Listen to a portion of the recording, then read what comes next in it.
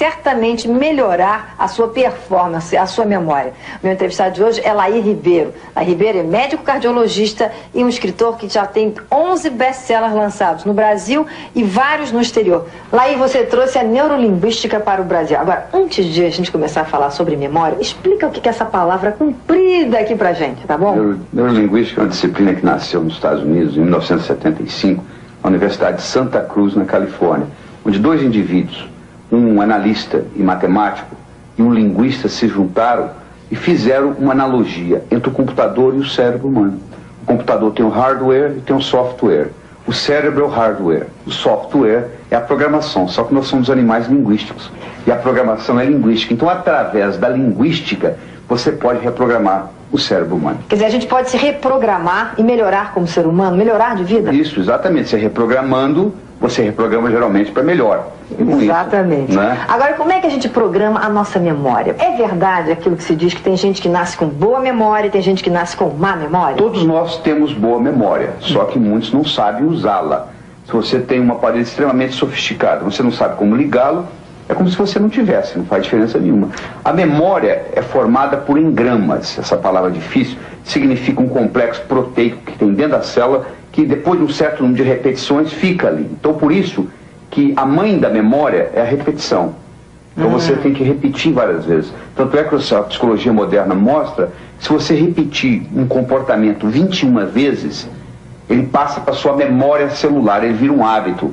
Ninguém precisa se motivar a escovar dente de manhã. Você levanta e escova, porque faz parte da sua memória muscular, da sua memória celular, escovar dente. Quer dizer, você ter uma boa memória, você tem que criar uma boa memória? Você tem que...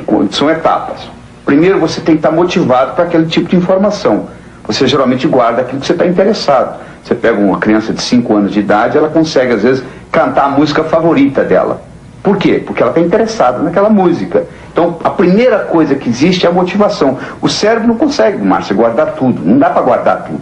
Você tem que limitar o número de informações. E como é que você limita? Através do seu interesse. Então, você fica mais motivado com uma coisa. Então, a primeira coisa é motivação.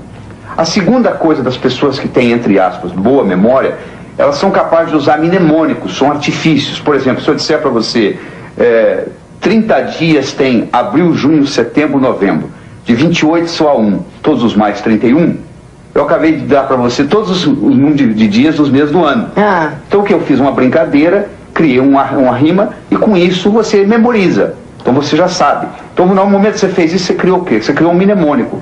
As pessoas que têm boa memória são pessoas que geralmente usam mnemônicos, eles usam artifícios, eles usam associações. Você associa uma coisa com a outra. E aquelas pessoas que não se lembram de coisas que são importantes, coisas chatas, por exemplo, coisas de trabalho, como é que fazem então? Primeiro, você tem que entender que tudo aquilo que você memoriza em preto e branco desaparece da sua memória. Como assim, preto e branco? Você pode pensar em preto e branco ou pode pensar em colorido. Quer dizer que tem que pensar colorido para não esquecer das coisas? Se você pensar em colorido, você vai lembrar por muito mais tempo. Aquela memória que você tem mais remota da sua vida, se você começar a pensar nela, você pode ver que no seu cérebro ela tem colorido.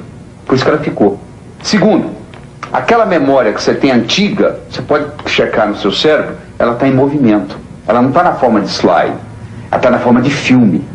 Todo mundo que pensa em filme lembra mais do que quem pensa em slide. Também tem essa diferença? Muito grande, muito grande. Se você colocar movimento na sua memória, por exemplo, eu falo o número do meu telefone para você. Se você escutar o número do meu telefone e começar a piscar os algarismos dentro da sua cabeça, você vai guardar o meu número facilmente, porque você colocou movimento no número. Essa pessoa tem uma facilidade enorme para guardar números. Eu falo, porque quando ele escuta o número, ela pisca o número ele nem sabe que está fazendo isso, é inconsciente. A pessoa nem se dá conta, mas as pessoas que memorizam bem, elas colocam movimento.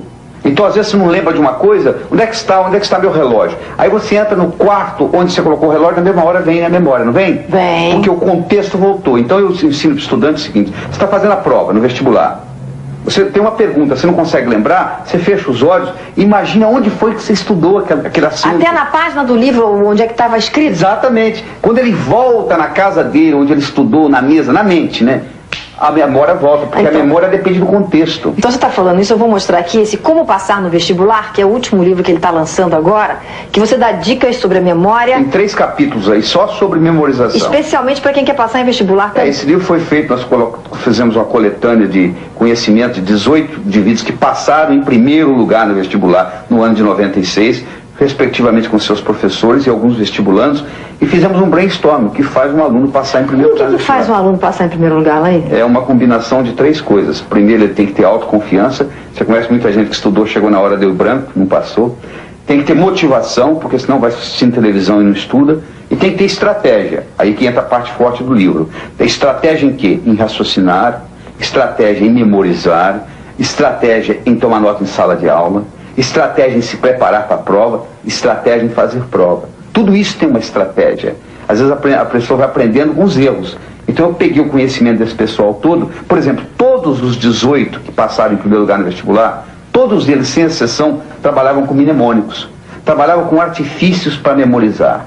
Todos os 18 que passaram em primeiro lugar no vestibular, sem exceção, todos eles tinham confiança que iriam passar no vestibular. Aí eu não consigo guardar nomes. Você deve escutar isso, né?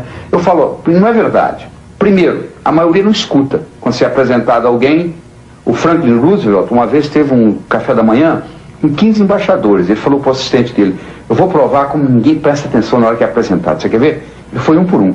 Matei minha sogra de manhã. Matei minha sogra de manhã. Ou só um dos 15, Márcia, que perguntou, o que o senhor está falando? Os outros 14 estavam tão preocupados em falar o que eles tinham para falar, que não estavam prestando atenção no que... Então, primeiro, você não escuta. Segundo, você tem que repetir o nome da pessoa. Se eu sou apresentado a Márcia, na conversa, a palavra Márcia, o nome Márcia, já saiu. E tem que sair 3 vezes. 3 vezes pelo menos. Pelo menos, para criar um engrama. E terceiro, eu tenho que fazer associações, quer dizer, eu tenho que associar com a outra Márcia que eu conheço, você entendeu? Para poder criar a associação no cérebro. Nós aprendemos através da associação. Tudo que você aprender de novo, você vai aprendendo associando com aquilo que você já tem no cérebro e vai criando essa ponte. Então todos nós temos boa memória, só que muitos não sabem utilizá-la. Laí, olha, foi um prazer enorme conversar com você. Eu tenho certeza que muita gente em casa vai se ajudar.